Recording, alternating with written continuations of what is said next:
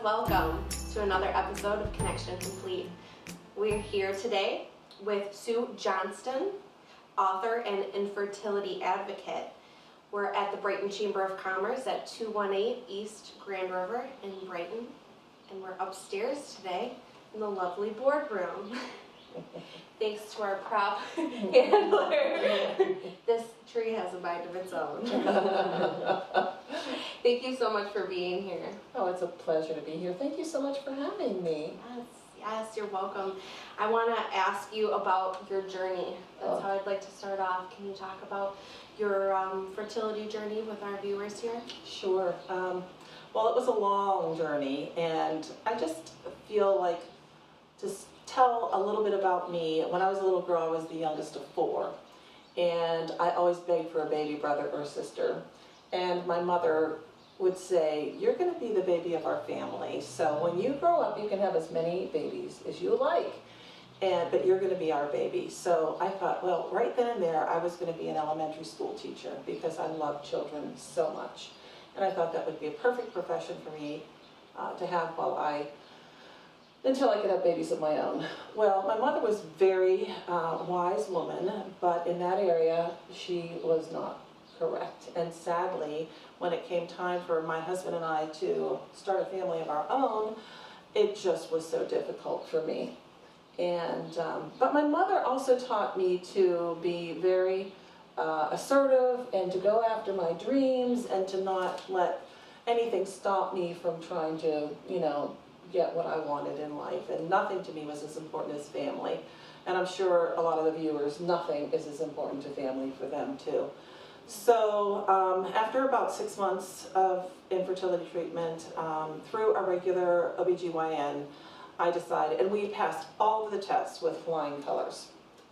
Everything was picture perfect, and they do all kinds of testing on you these days. And so I decided that I was going to have to go to a reproductive endocrinologist. So I sought out the best one that I could, I was stationed in San Diego. I say stationed because another complicating factor is I'm married to a naval officer, and he was going in and out of sea all the time. And we were stationed in San Diego, and I decided to find the best reproductive endocrinologist in San Diego. And we were just doing workups and everything like that. And then the Navy threw a wrench in our plans. We tried for this all took like 2.5 years. Okay. We were just about ready to start IVF. And then my husband got orders to the Philippines. So we knew going to a third world country that there would not be much help there. Yeah. So we did what we could. Is he telling me to stop? We did what we could, and I took some Clomid, which is a ovulating medication, with me, and tried to send blood work back to the United States, and did as much as I could under just a regular doctor in the Philippines. And you'll have to read the book, because the name of the hospital was, no kidding, Jungle General. That was the name of the hospital. Okay. So we did not get pregnant after 2.5 years, and doing what minimal we could. And when we came back to the United States, I decided that we were going to get out the big guns and go with IVF. And we did, we did about 8 to 12 IUIs first, and we ended up doing 6 in vitros, 2 ZIFs, and it was a combination ZIFT IVF that finally worked for us. But it was a 10-year journey. A long struggle with many roadblocks, many setbacks, many heartaches and disappointments. And nothing in my life has affected me as profoundly as infertility. So, Wow. Mm-hmm. So you wrote a book, Detours, Unexpected Journeys of Hope Conceived from Infertility. Right, I have the book right here. And what makes that book unique too? Well, this book, I named it Detours because of the roadblocks and setbacks, but it's an anthology, and I don't know of any other anthologies about infertility stories out there. When I was in the thick of my battle after I came back from the Philippines, I joined Resolve, the national support group of Greater San Diego, and that's where I met these 10 women, I was one of 10. And people would come and go, and nobody wanted to be a part of this club of infertility. People would come, and as soon as they get pregnant, they drop out.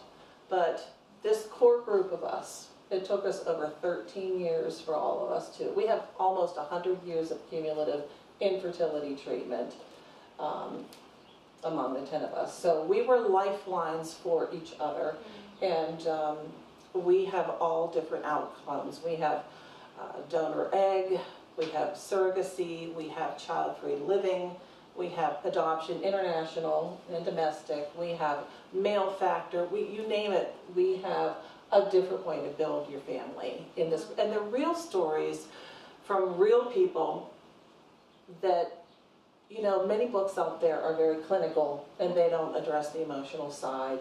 And we tell it like it is, and we offer what we wish we had known when we were going through infertility, and just inspiration and hope that you don't get in a lot of So it books. sounds like you took all of this experience that you gathered Right. and channeled it into being an infertility advocate. Advocate, That yes. you have actually taken that Right. to Washington, Right, D.C. exactly.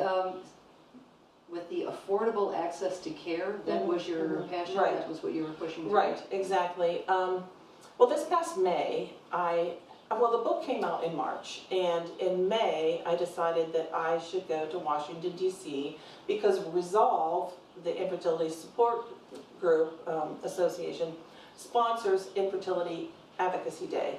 And we get one day to meet with our senators and legislators, congressmen, representatives, and talk to them about why we should work towards affordable access to care, and about fertility preservation.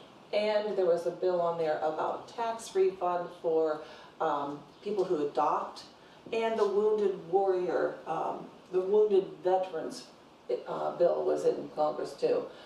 Being a Navy wife, that one really spoke to me, and I just felt like I needed to be that voice for those people who are struggling with infertility. Many people can't talk about it because it's too difficult. So I felt like since I wrote this book, I should go to Washington, D.C. When I was there, one of the things that hit me was that Michigan, our own state, was given a grade of D for fertility support. And that just blew me away. And I was like, no, I'm a teacher. No. When you get a D, you have to redo your assignment, right? Okay. So I came home and I thought to myself, what can I do to be a better voice for the community and help get our D up to a C or a B, or one day even an A here in the state of Michigan.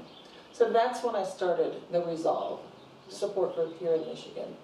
I thought I need to be that person in the community to help raise awareness and provide support and offer, inspiration. When we come back from this message from our sponsors, we're going to talk about your support group a little bit more and connect our viewers with, the resources that you can provide for them regarding this. So we'll be right back. Don't forget to introduce yourself and let us introduce yourself.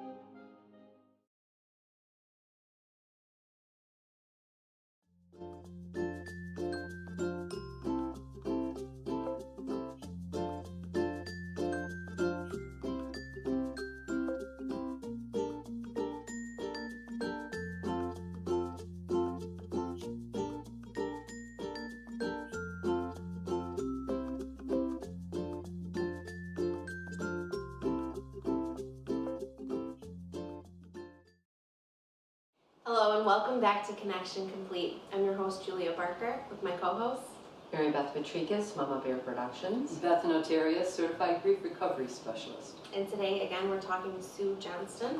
She's author and infertility advocate. We're struggling with infertility today. What is it? Well, It's probably one. it's a topic to struggle with. Right, Yeah, yeah, it it is, is. definitely. And speaking of struggling, let's talk about, let's do the second half of this episode. How are we going to connect our viewers to resources that are going to be valuable for them? If you're struggling with this, if you know someone who's struggling with this, we kind of ended on advocacy. And you mentioned Resolve, the support group. I'd like to know, what else have you done to raise awareness? Did you want me to tell a little bit about the support group plan? and where we Yes, meet? please tell us more about your Okay. fertility support group, like when and where you meet, how is it structured, kind of give our viewers an idea of that. Okay, very good. Well, as I said, I came back and I wanted to start a Resolve support group. And so I had to have a little bit of training from Resolve. We are under the auspices of Resolve. So I picked a day and time that I felt would work with me. And it is the third Monday of every new month. We meet at Brighton Library, Brighton District Library, which is 100 Library Drive here in Brighton. And we meet from 6:30 to 8:30. Fantastic. Yeah. We'll have that information here at the bottom of our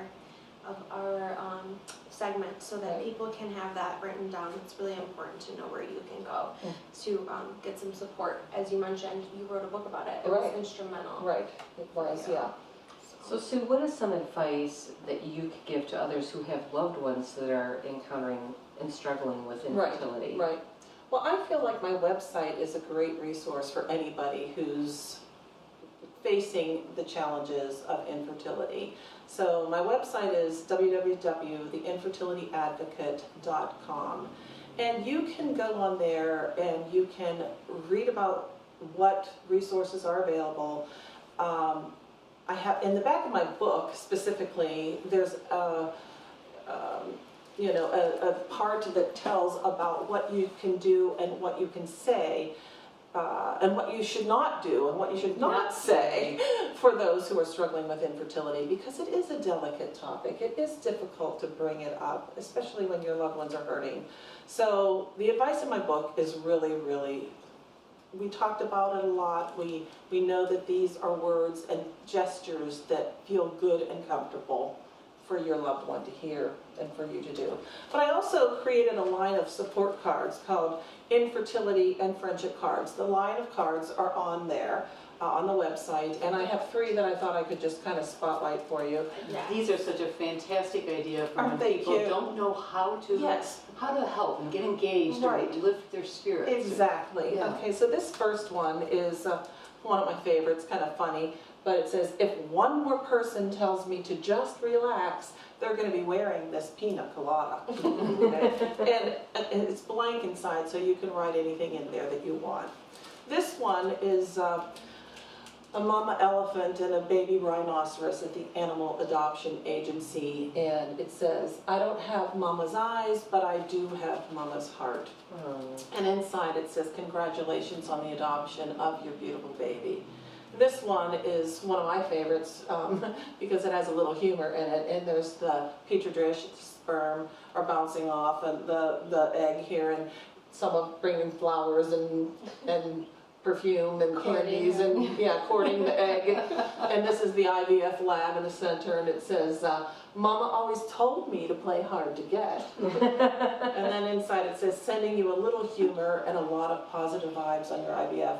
Because humor can be very helpful during the struggle too. Sometimes it's hard to find it. That's but- medicine. Those are not found anywhere. No. Very specific. No. It's not like you can go to the Right. card shop and Right. get Well, those. I'm actually hoping to raise awareness and getting them out in local card shops. That would People be are sweet. very interested. Sassafras here in Brighton is very interested. They're going to let me know in a couple places in Ann Arbor. And I do want to start my own Etsy store, as well as you can purchase them on my website. So, good. yeah. Okay, so in this journey that you've had, and you bring in emotion and hope Right. and good feelings, Right. humor, Right. to a very serious subject. Right. what role does emotional well-being play in your, and I love how you've rephrased this, your fertility journey. Yes. Yes. Well, yes, I feel that emotionally, on the one hand, you hear people say, just relax and you'll get pregnant. And the reality is you can do this all over the world in the most exotic protocol and still not get pregnant. But I feel that the mind and body are so connected, and it is a very stressful thing to go through, and there's typically no end in sight for those that are really struggling. So it's important to treat your body well, to feed your body well, nurture your body well, find a way to relax in this really chaotic, out of control situation, whether it be taking a walk outside, breathing the fresh air, writing, creating artwork, taking a yoga class for fertility patients, acupuncture, just finding whatever it is that feels good to kind of de-stress. And if something feels wrong to you, and you're in that fight or flight mode, just take a deep breath and say, okay, maybe I'm not going to go to that baby shower this time. I can write a note explaining what's going on in my heart and soul, and just take care of yourself is what I would say. Yeah. Women have a hard time, and I would imagine this is for men as well, Right. but for women, they have a hard time giving themselves permission to honor themselves and to love themselves. Right. Giving themselves permission to do that. It's so true. So it is a loss. You said you're a grief counselor and therapist, and 1 in 8 women and people struggle with fertility issues, and it is considered as devastating as the loss of a spouse, as receiving a cancer diagnosis, but yet it's a silent and invisible situation. So you carry a lot of it inside, and there's no external thing that says she's an infertility patient or he's an infertility patient. So you have to learn how to cope and deal with that. And taking care of yourself, nurturing your body with good food, exercise, and relaxation, things that feel good to you, is very important. And maybe even taking a grief loss class would be very helpful. I did that once upon a time ago. It was very helpful and very profound. Yeah, I think we talked about it before the segment, and it's every month. Right. Is, it's like experiencing a It is. a To me, loss. it felt like a funeral every month, every time I would get my period. And since I have become more verbal and talked in different states around the nation, and I've even been interviewed by a woman in Perth, Australia, Manchester, England, I'm getting legs internationally and talking. More and more people are talking about opening up to me and telling me how they cope with infertility and what resources there are out there for those who are struggling with infertility. And you can find those resources on my website. So, yes.